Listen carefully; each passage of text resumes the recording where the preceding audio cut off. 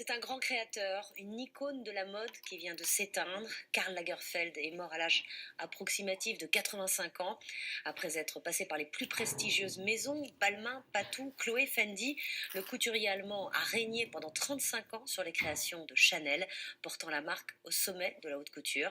Portrait d'un créateur de génie avec Nathalie Hayter. Derrière ses lunettes noires, un créateur aux multiples visages. C'est du côté de la rue Cambon, berceau de la maison Chanel, que viennent les mots les plus simples. Très talentueux, avant-gardiste. Il n'était pas seulement créateur, il était aussi un artiste. C'est un grand monsieur, il a eu beaucoup d'influence, c'est une légende.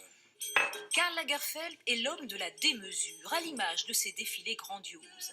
C'est à Paris qu'est née sa vocation avec un premier coup d'éclat à 20 ans, un concours remporté ex aequo avec un certain Yves Saint-Laurent. Ils seront les deux monstres sacrés de la haute couture. Karl choisira l'exubérance et l'audace. Karl Lagerfeld, vous concevez les vêtements? Des vêtements pour femmes, pour hommes et pour enfants. Et aussi des sous-vêtements qui, pour moi, sont des vêtements tout court. Lagerfeld, c'est aussi le créateur sans cesse à l'avant-garde. C'est à cette modernité que la maison Chanel, en perte de vitesse, fait appel en 1983. Toujours provocateur, Karl ne va pas se priver. Tiens, je vais la refaire. Il faut être un peu extrême, il ne faut pas avoir des idées toutes faites surtout, et ouvert à tous les changements. Et si on dit je hais le rouge, et bien tout d'un coup on fait plein de rouge et on ne les hait plus. C'est ça la mode. Hein. De la couleur, du clinquant, sans jamais être vulgaire. Karl Lagerfeld impose sa fantaisie. Le tailleur Chanel est furieusement raccourci. Les tenues sont aussi sexy qu'excentriques. C'était un génie tout simplement. C'était un génie il visualisait des choses, il inventait des choses. Et Karl il prenait tout et ressortait des merveilles. Un génie qui n'hésite pas à casser les conventions et bousculer l'élitisme. Il lance une collection accessible à tous, des vêtements qui se vendront en quelques minutes. En octobre dernier à Paris, Karl Lagerfeld a encore l'énergie pour transformer le Grand Palais en plage de sable fin. Ce sera sa dernière apparition publique, après 64 ans de création unique. Cheveux blancs relevés en catogan, lunettes noires, silhouette élancée, Karl Lagerfeld était un personnage, un look. C'était un homme qui percevait les tendances, savait se réinventer en permanence. Une qualité salvatrice dans un univers où beaucoup se perdaient. Nicolas Lemarinier et Karine Azzopardi nous racontent le personnage de roman qu'était Karl Lagerfeld.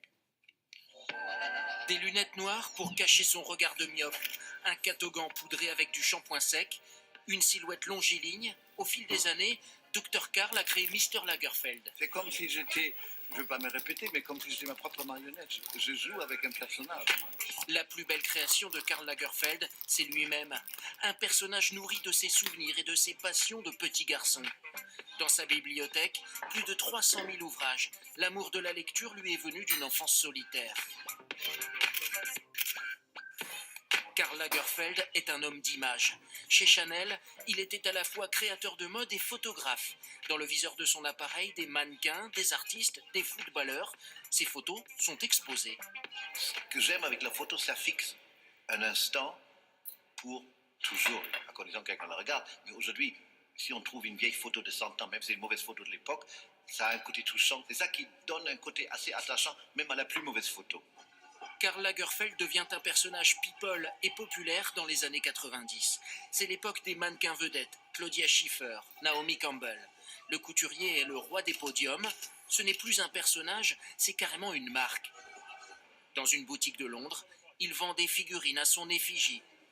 Il pose pour une campagne de la sécurité routière. Au fil des années, Karl Lagerfeld s'est aussi constitué une armure. Il y a chez Karl Lagerfeld un personnage construit de toutes pièces, une apparence, et derrière il y avait évidemment autre chose. Il y a quelqu'un d'éminemment sensible, quelqu'un qui a vécu, qui a aimé, qui a souffert. Il y a quelque chose de finalement très universel chez Karl Lagerfeld. À côté des produits dérivés, on a vu Karl Lagerfeld au cinéma, dans son propre rôle évidemment. Il est apparu dans des clips musicaux. La mode et la musique, c'est identique. Parce que la musique aussi, elle exprime son époque.